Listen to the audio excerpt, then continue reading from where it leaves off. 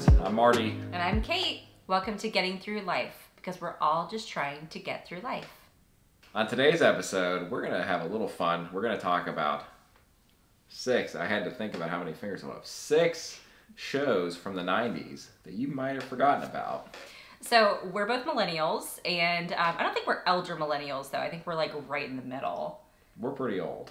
We were having a conversation the other day, and we realized that there are a ton of 90s shows, like kid shows, that he doesn't remember that I watched as a kid. And there are a couple that he watched that I was like, I had no idea what they were. So we thought it'd be interesting to just kind of chat about that and maybe remind you guys out there of some of the shows from the 90s that we wanted to talk about. Number 1, Street Sharks. So here's the thing about Street Sharks. I don't remember any of the characters' names. I don't remember the show. I don't remember much about it at all. But it was about sharks that were made into human-like creatures. I'm pretty sure the story was some douchebag created a device that made aquatic animals become anthropomorphic.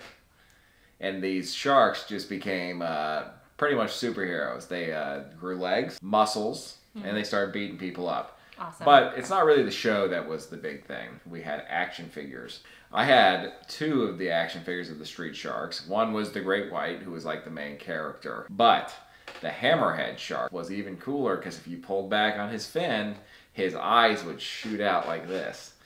And it was just really cool. Again, I don't remember anything the show was about, but you know, if you've forgotten about it, maybe go check it out. I'm sure it's somewhere to be found. A show that Marty did not remember at all that I absolutely loved was a show called Big Bad Beetleborgs. Does anybody else remember this show? It was like Power Rangers, but it was only 3 kids, and they went into like this creepy mansion, and they let out like this genie, and his name was Flabber. So he gave them a wish, and their favorite like comic book heroes were the Big Bad Beetleborgs, and they wished to become them.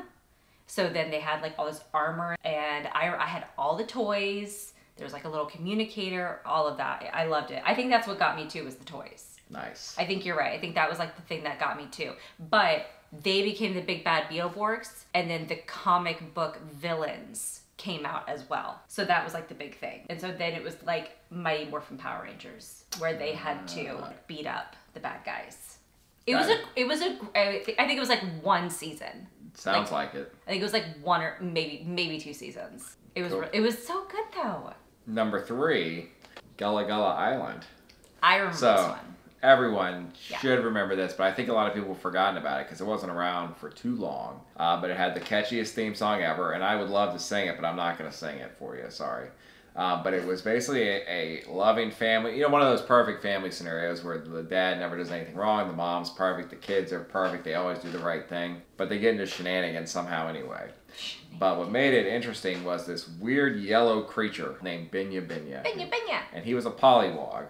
And I mean, where else are you going to hear about a pollywog? But anyway, I'm pretty sure it was a Nick Jr. show. So it wasn't like geared towards the teenagers or the older kids. It was for the younger kids. But it stuck with me because the pollywog haunted my dreams for many a night. He did? No, not really. I was about to say, I loved him. He was really cute. And he was always there to have a good time. So if you go back and look at that one, I think you'll like it. I do remember that show. I did like that show.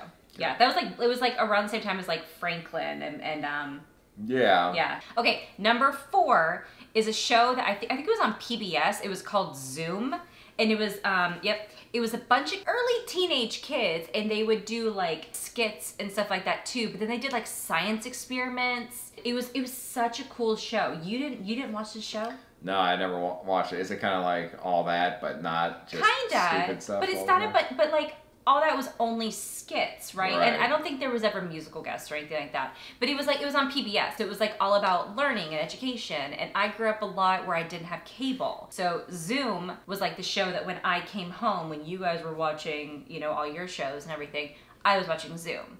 And I'm a really big nerd, so of course I loved all the science experiments and all of that too. It was such a good show. Maybe I'll have to go look it up. Yes. Not gonna happen though. Okay, very good.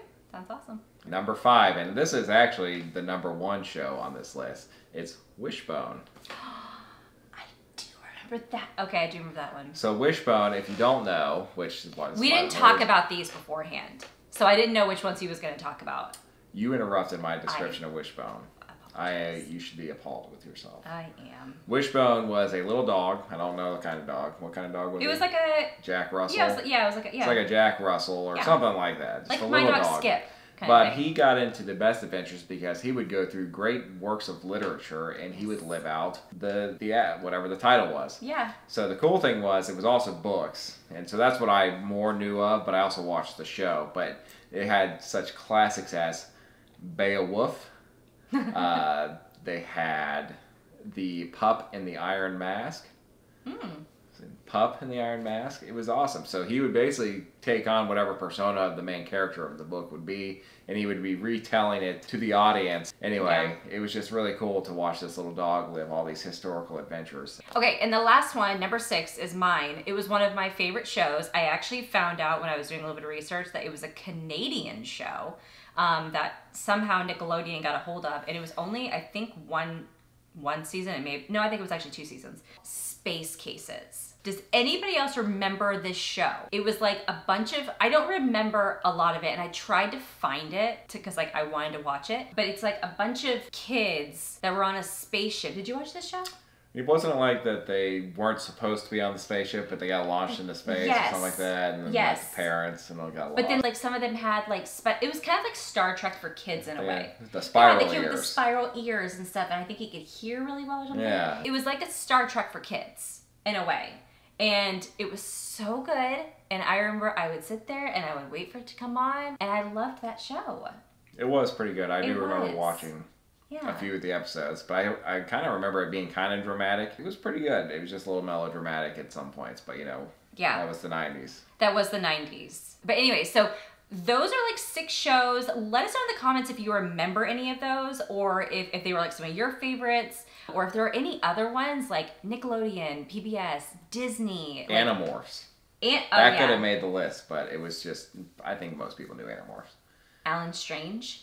Yeah. And we remember Alan Strange. But yeah, if there's any other ones that you guys can remember from your days in the 90s, put them down in the comments, because I would love to remember some of these shows. I really would. Yeah, absolutely. As millennials, you know, we're probably going to look to do more episodes like this if you liked it. So please drop a like on the video. And also I wanted to say a big thank you to our first 50 subscribers. You guys have been amazing. The support on our shorts has been great. So, you know, I hope you guys enjoy a more long form video from us together. Yeah. So we're not just doing goofy stuff all the time. We can talk about goofy stuff. So again, thank you so much for tuning in. And remember, getting through life can be really challenging, but it doesn't have to be lonely. We're here for you.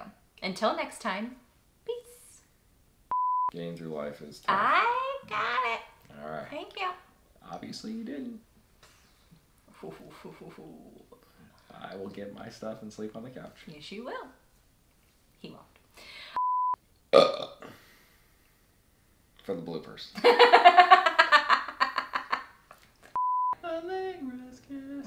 Yeah.